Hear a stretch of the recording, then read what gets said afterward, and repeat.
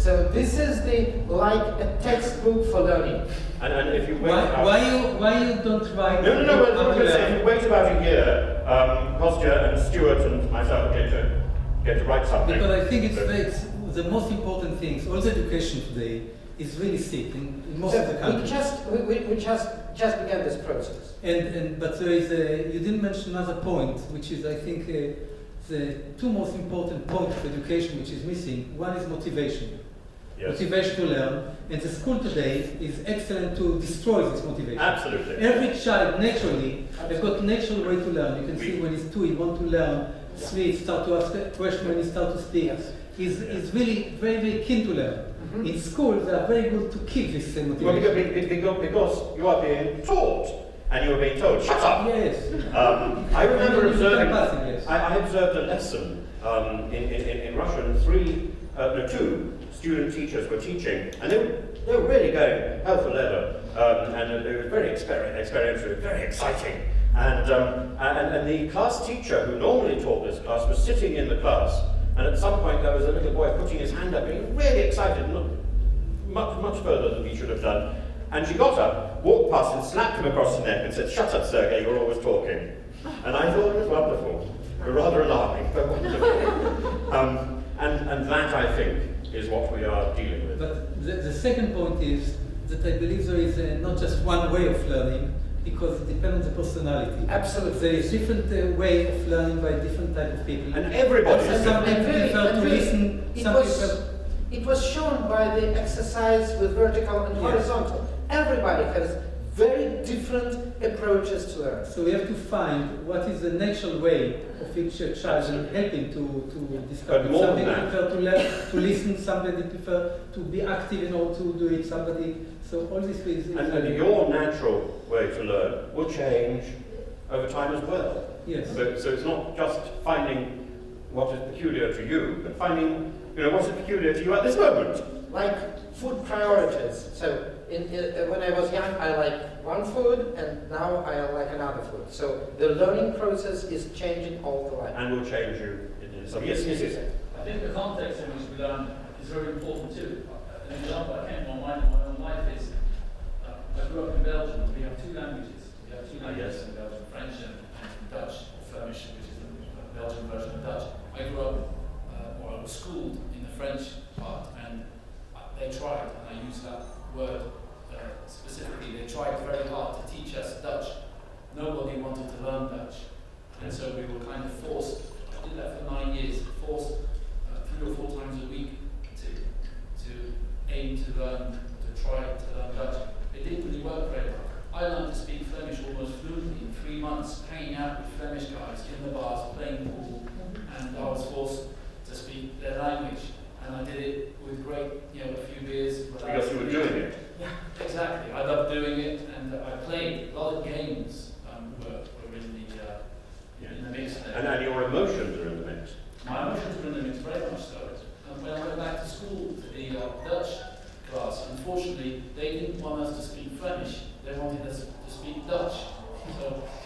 So whereas everybody doesn't speak Flemish, not Dutch. Some of these issues are going to be dealt with, I think, by Stuart. So go on.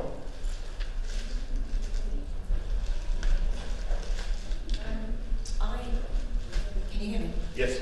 I did a photo reading course and then a little bit of a speed reading course. What do you think about these? Because I found that, I haven't fully followed it up because you have to kind of be in motion and keep doing it for it to sort of stick.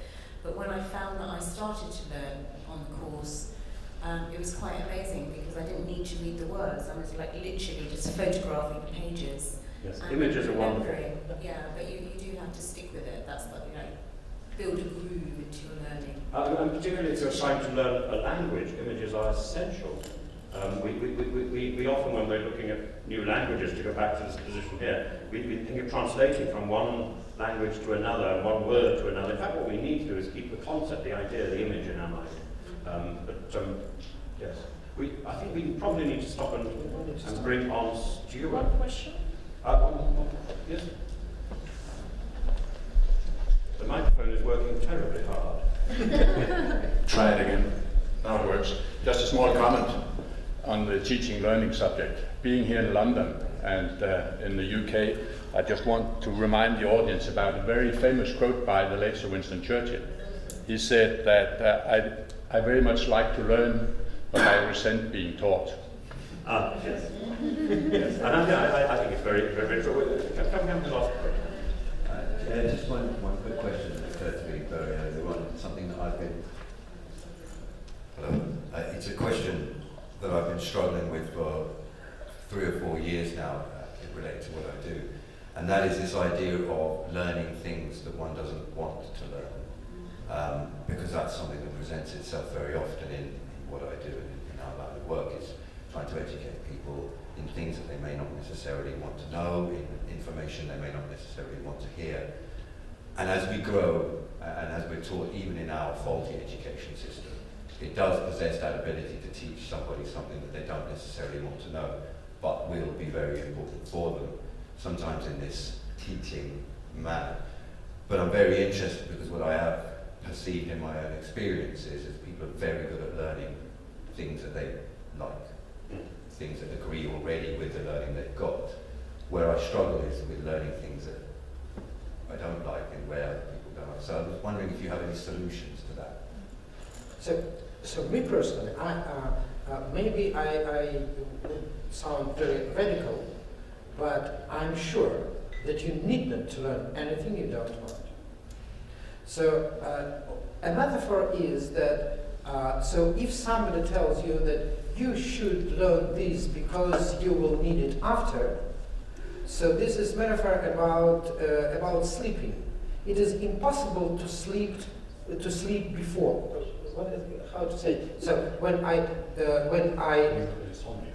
no. I mean, if I need not to sleep for several days, I would sleep before for several days before. It's impossible to sleep forward. Yeah, it's impossible. Bank your sleep. To bank your sleep. Yes, to bank your sleep. And so the same thing with education. It's impossible to learn before. You're really learning just when you're doing it. And all the stuff that you need to learn, this is just for teachers to have a job and to be paid. Hooray!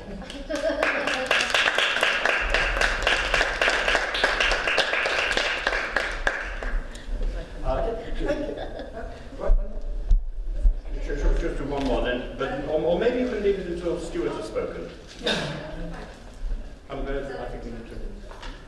10 minutes. 10 minutes. Yeah, I mean 3:10. Stuart. Yeah, that's right. Stuart needs to be on. Stuart is listening us. Yes. So, can you start, please? Yes. Let's welcome Okay, thank you.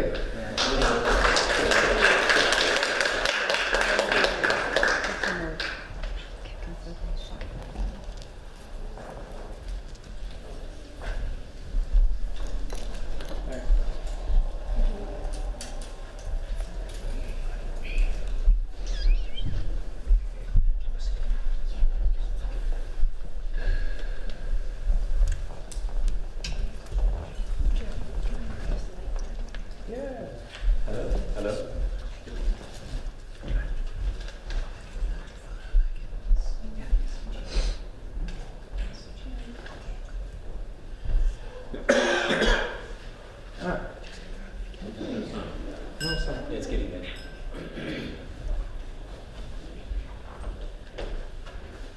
Hello?